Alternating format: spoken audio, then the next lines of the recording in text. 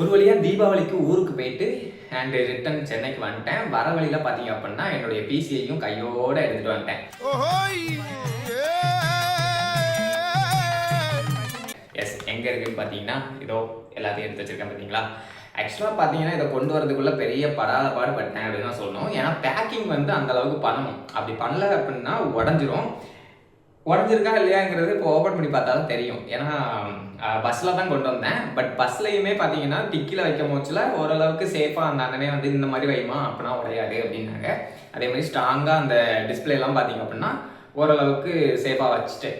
But இங்கே வந்து இன்னும் அசம்பிள் பண்ணல. ஆக்சுவலாக நான் நேற்றே கொண்டு வந்துட்டேன். நேற்று பார்த்தீங்கன்னா எனக்கு உடம்பு சரியில்லை, அதனால அசம்பிள் பண்ண முடியல. பட் இன்றைக்கே அசம்பிள் பண்ண போகிறேன். எங்கே அசம்பிள் பண்ண போகிறேன் அப்படின்னு கேட்டிங்கன்னா, கிச்சன் ஏரியா இருக்கு இல்லையா, இதை எப்போவாது தான் நான் யூஸ் பண்ணுறேன். எனி டைம் அதை யூஸ் பண்ணுறது கிடையாது. ஸோ அதனால இந்த இடத்துல நான் பிசி செட் பண்ணலாம் அப்படின்னு ஒரு பிளான் வச்சுருக்கேன். ஸோ அது கரெக்டாக இருக்கும்னு தோணுது. இந்த இடத்துல இங்கே இருக்கிறத தூக்கி அங்கே வச்சிட்டோம் அப்படின்னா கொஞ்சம் நம்ம சமைச்சிக்கலாம் எப்போவாது தேவைப்பட்டுச்சு அப்படின்னா.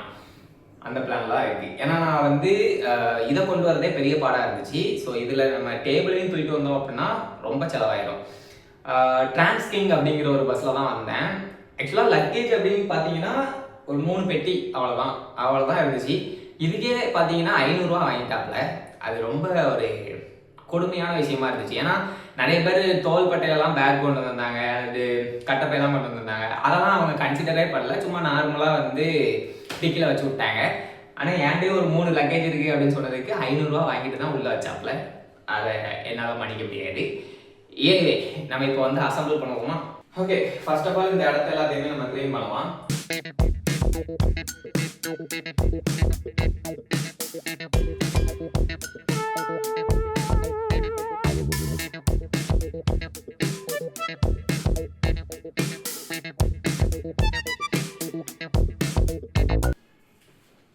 அவ்வளோதான், க்ளீன் பண்ணியாச்சு. இப்போ பிசி வந்து அசம்பிள் பண்ண ஆரம்பிக்கலாம். ஓகே, ஸோ ஃபர்ஸ்ட் வந்து நம்ம டிஸ்பிளே எடுத்துக்கிடுவோம்.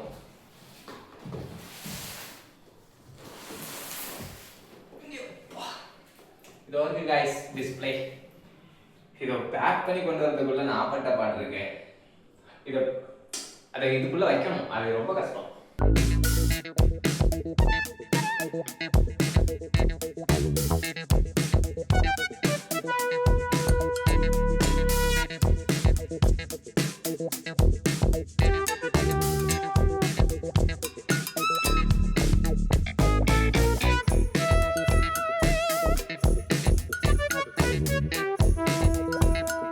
இந்த ஸ்டாண்டை மாட்டுறது ரொம்ப சிம்பிள். இந்த இருக்கா, இதில் ஆல்ரெடி ஒரு ஸ்க்ரூ வந்து கொடுத்துருப்பாங்க இந்த பின்னாடி. ஸோ இதில் இந்த ஒரு வாட்டர் இருக்கும். இதை இப்படி வச்சு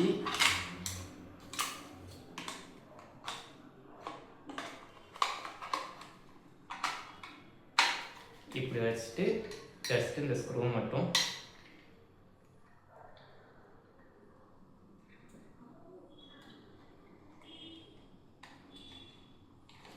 அவ்வளோதான்.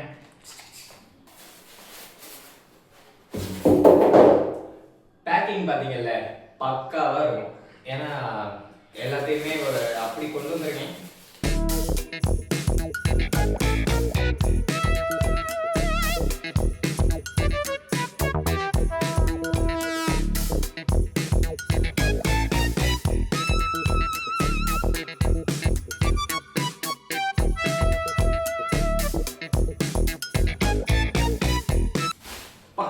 இருக்குல்ல. ஆக்சுவலாக கீபோர்டு வைக்கிறதுக்கு தான் கொஞ்சம் கஷ்டமா இருக்கும்னு நினைக்கிறேன். மற்றபடி ஓகே தான். எனக்கு கீபோர்டு வந்து கொஞ்சம் பெருசு. சீக்கிரம் ஒரு டேபிள் வாங்கணும் கைஸ். ஆனால் டேபிளே வந்து பார்த்தீங்கன்னா 2000 ரூபா 2500 ரூபா கிட்ட வருது. அதுக்கு கம்மியாக இருந்த மாதிரி எனக்கு தெரில. ஸோ ஐ மீன் நான் என்ன சொல்கிறேன்னா அதுக்கு கம்மியாக இருக்குது. பட் அது நார்மல் டேபிளாக வந்து இருக்குது.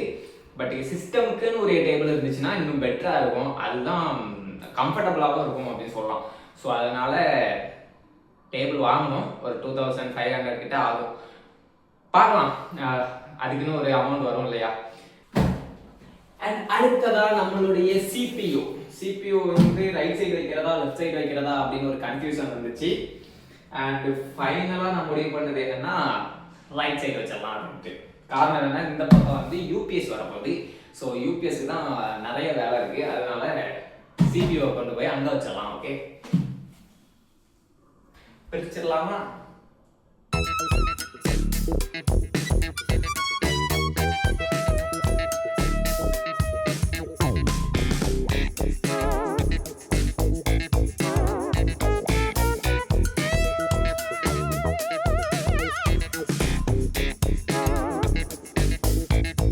என்னோட மதர் போர்டில் பார்த்தீங்கன்னா இந்த மாதிரி 2 ஆண்டனா கொடுத்துருக்காங்க. ஸ்டார்டிங்கில் நான் இதை யூஸ் பண்ணாமலே இருந்தேன். பட் லேட்டராக தான் புரிஞ்சது இதுதான் ஒய்ஃபையை வந்து ஃப்ரீக்வன்சி அதிகப்படுத்தி கொடுக்குறது அப்படின்னு சொல்லி. ஏன் அப்படின்னா ஒரு நாள் வந்து நான் இன்டர்நெட் ஐ மீன் என்னோட மொபைலில் இருந்து டெத்தரிங் அதில் கனெக்ட் பண்ணியிருக்கேன். ஸோ கனெக்ட் பண்ணிவிட்டு நான் யூஸ் பண்ணி பார்க்குறேன்.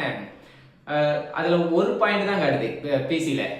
என்னடா இது இவ்வளோ பக்கத்தில் இருக்கும் அப்படியும் ஒரு பாயிண்ட் காட்டுதே அப்படின்னு சொல்லிட்டு என்னோட மொபைல் எடுத்துகிட்டு போய் சிபியூ பக்கத்தில் வைக்கிறேன். அதுக்கப்புறம் வந்து பவர் வந்து அதிகமாக காட்டுச்சு. ஸோ என்ன பிரச்சனை அப்படின்னு சொல்லிட்டு நெட்டில் அடித்து பார்த்தா இந்த மாதிரி ஆண்டனா கொடுத்துருப்பாங்க, அதை வந்து பின்னாடி சொருவுங்க அப்படின்னாப்புல. சொருவுனதுக்கு அப்புறமா தான் அந்த ஃப்ரீக்வன்சி அப்படிங்கிறதே கிடைச்சி.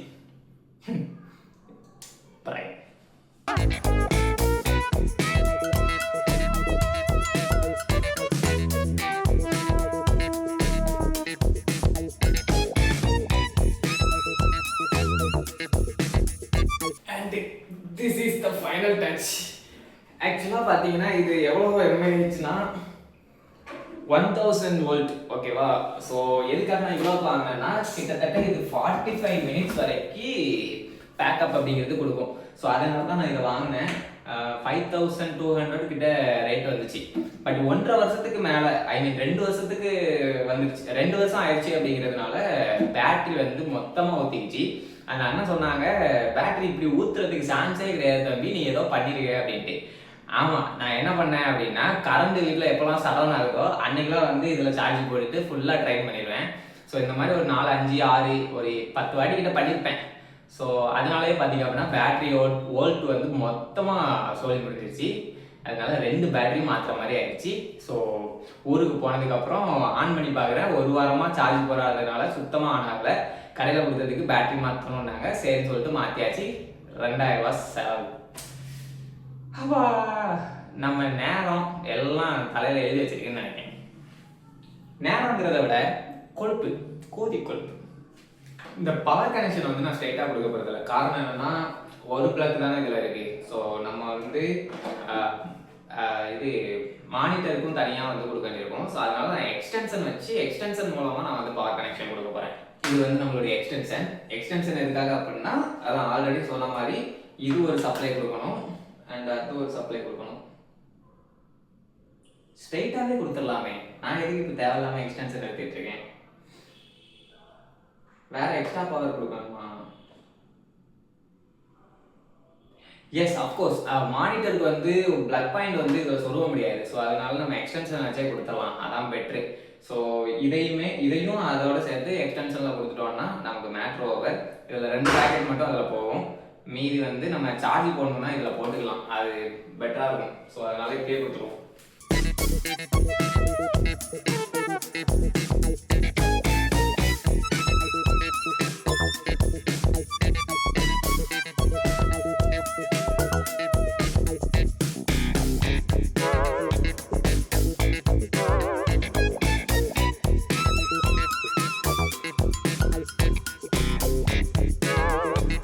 இந்த ஒரு எக்ஸ்டென்ஷன் வச்சுருக்கேன் பார்த்தீங்களா, இது எதுக்காக அப்படின்னா இதோ இவ்வளோ பெரிய இதாக ஓட்டையை சொருகிறது. இந்த இதில் வந்து சொருக முடியாது, ஏன்னா இது சின்னது. சாரி, இது பெருசு, அது சின்னது. ஸோ சின்னதில் பெருசு சொருக முடியாது. ஸோ அதனால பெருசாக பார்த்து பிடிச்சிருக்கேன். Got it? எஸ், வாங்க சொருகலாம்.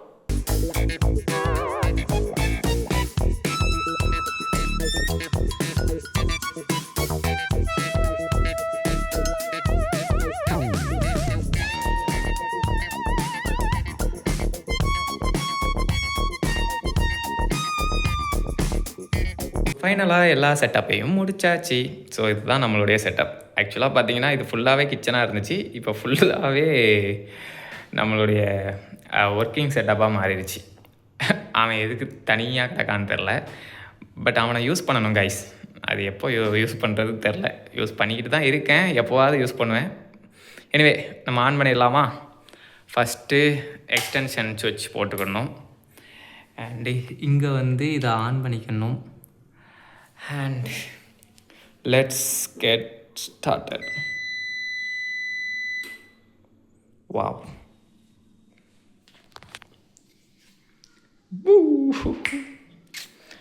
செமையாக இருக்குல்ல AMD ஏசர். ஓ சாரி, இங்கே ஒருத்தன் இருக்கான், இவனை ஆன் பண்ணணும்.